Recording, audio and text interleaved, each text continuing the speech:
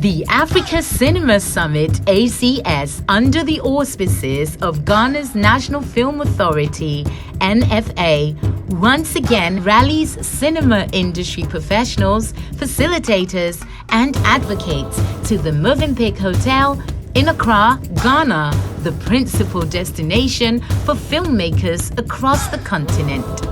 Under the leadership of CEO Juliet Asantewa Asante. Stakeholders are here, interesting conversations are happening, network is happening, learning is happening, enabling is happening, and that's why we do the Africa Cinema Summit. So I think I'm feeling really good at this point. The NFA makes its cinematic pitch in the heart of Accra to inspirit networking that fosters profitable ventures, partnerships, and generates leads to close deals. On this third occasion, the summit pulled King Takiteko Churu II, Garmanche, Honorable Andrews Kofi Ejapa, Ghana's Minister of Tourism, Arts and Culture, Idris Elba, actor, chairman of the IE7 and the Adekunle Group. When people are talking about culture, talking about film, talking about anything to do with something they experience together, it's good for the culture. It boasts. It gives a sense of pride, gives a sense of ownership. Putting a value to that is important, and finding real investment opportunities for cinema is important. Honorable Umotoni Sandrini, Minister of State of Youth and Arts, Rwanda. Throughout our history, Africa always used the art of storytelling to pass down the wisdom of our ancestors, preserving our heritage, our joys, our struggles, and of course, our victories. So today, our storytelling traditions have been embraced by modern art forms, allowing our stories to travel across space and time, echoing the beauty, the complexity, and the richness of our lived experiences across generations. Adekunle Ayodeji Afolayan, film producer and director, Nigeria. A few among the host of celebrities, dignitaries, and enthusiasts. But how does the NFA plan to achieve these ambitious goals? We need to embrace the times that we're in and not sit on the fence and be able to learn, seek knowledge on how do we use a feature like AI, which has come to stay, and how do we inculcate that in telling our stories and our creative processes. And we shouldn't be ignorant about it.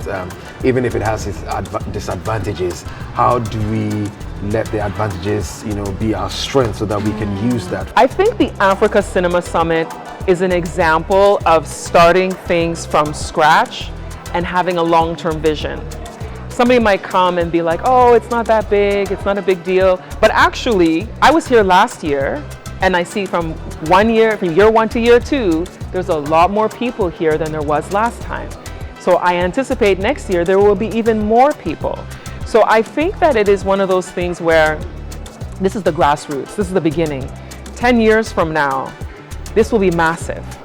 This will be huge. Because I recall last year after it happened, there were people from other countries already saying, are we going to move the Africa Cinema Summit to another country? Is it going to roam around across the continent because it's called Africa Cinema Summit? It's not called Ghana Cinema Summit.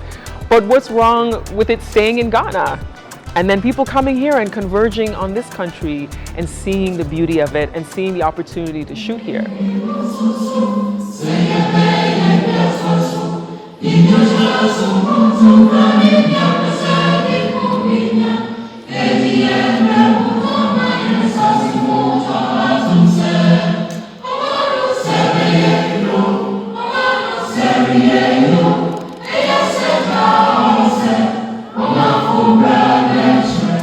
Assuming financial resources were no longer an issue, what would it take to ensure success?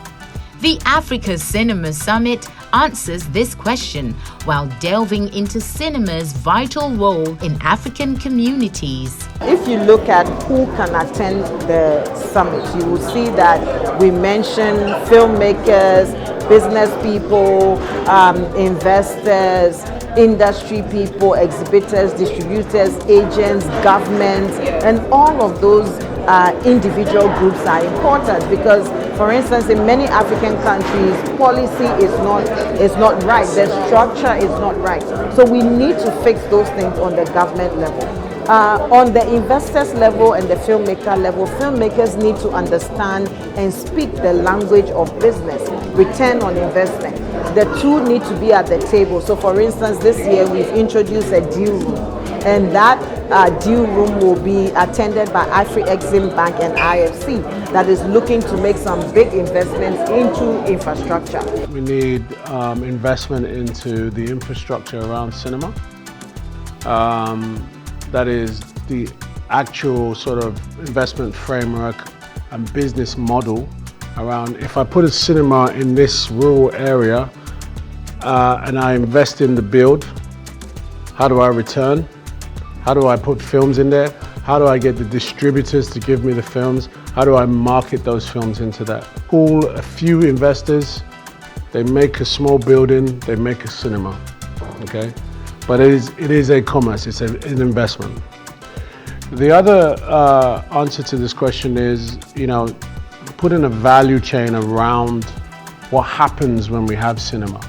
When we have cinema, we have community gathering, we have celebration of our culture, we have, that feeling of what they call in America the water cooler moment. The water cooler moment is when you're at your office, you go to the water cooler to get a drink, and then the guy that you work with every day, he says, "Yo, did you see that thing?" And he says, "Yeah, I saw that thing." And the dialogue is made. We have to put a value on that.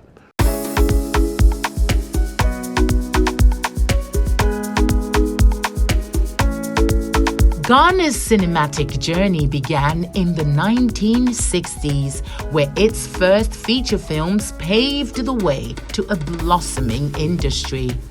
Ghanaian filmmakers have since been pushing the boundaries of creative storytelling for entertainment and education. Nollywood's ascent and global explosion of Afrobeat suggests investments in the African filmmaking industry pays off when properly incentivized. With growing global appetite for original African content, an emerging call from this summit is for filmmakers to raise production standards to appeal to global audiences. The Afrobeats phenomenon. A lot of these producers are making songs on their laptops, okay? It wasn't until those songs were being properly mastered, properly mixed, okay? Afrobeats is not new. The guys have been doing it for a long time. But it wasn't until they properly mastered, properly mixed, proper microphones, proper distribution, that's what we're seeing, the Afrobeats being the biggest top pop stars in the world. So it's no different for the film industry. The talent is there, but the technicality needs to raise up. And that's where education is really important. That's where government support, Honourable Minister, government support is really important, that we subsidize the students so they can learn their trade. 90% of African filmmakers don't have a film business plan. They have a production document that has the synopsis, the script, and who they want to star in the film. That's not a business plan. That's all part of a business plan. Film finance. We haven't produced yet. We're still learning lessons. We write a business plan. Then you now go to the financiers, the bank, the investors and all that. There's a lot of money. There's a lot of money in Africa now for filmmaking. A lot. There's $1 billion from Afri-Exim Bank. $1 billion. There's money in Nigerian scenario. There's Providence Bank has money. Bank of Industry has money. Africa Development Bank has money. And last week, the Minister for the creative industry in Nigeria just announced another $200 million.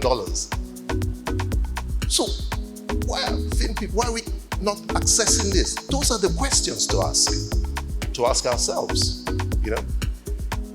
So we now get the money, you do your pitching and you now get the capital. Then you create the product. That's where production comes in.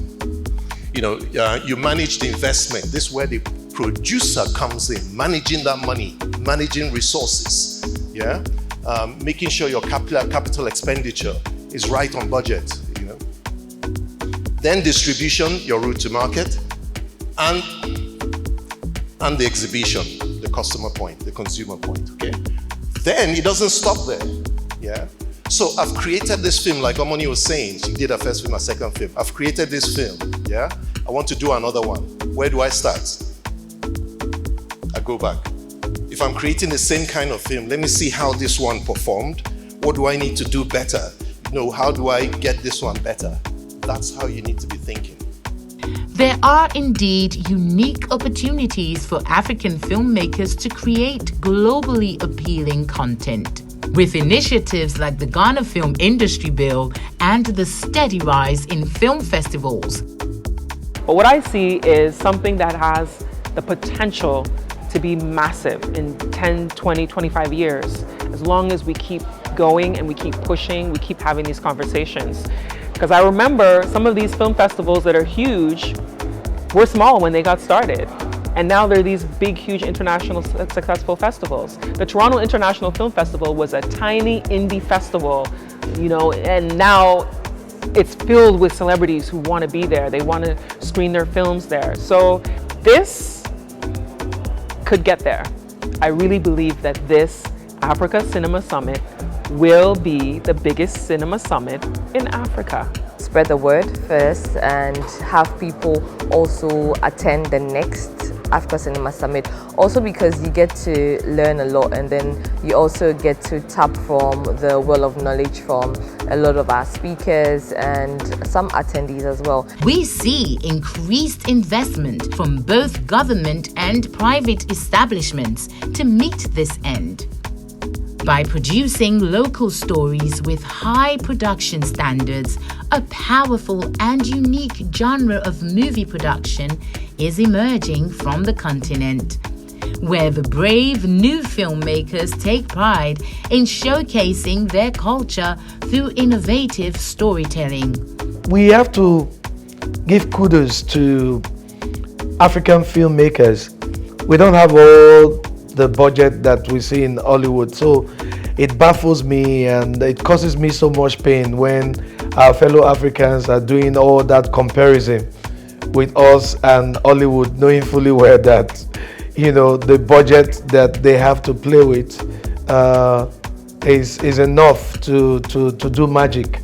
And that is where I need to even salute African filmmakers for that ability to even make something happen out of nothing. So if we now have all the money to get the right infrastructures in place, to get everything that makes every form of filmmaking process easy, simple, and make it become reality, trust me, we're going to even give Hollywood a pretty good run for their money.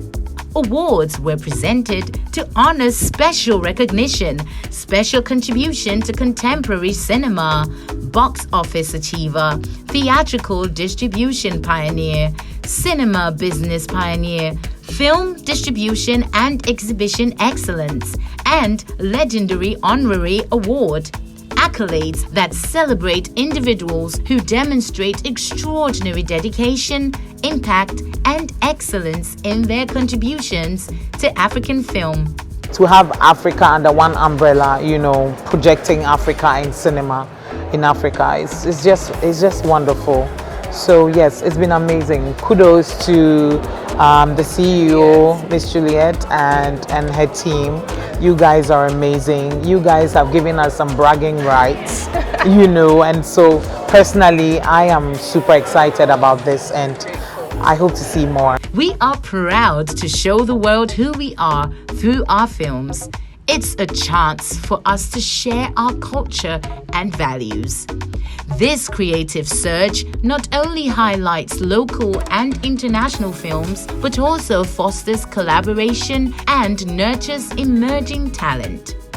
The summit made relevant the entire chain of command in cinema, production crew, talent, audience, and facets playing crucial roles in bringing African movies to life. From the vibrant city, urban and market traffic to serene landscapes such as sandy beaches, rivers, lakes and waterfalls, tropical rainforests, scarps and hilly terrain, dry arid savanna, all present a rich tapestry of backdrops for storytelling.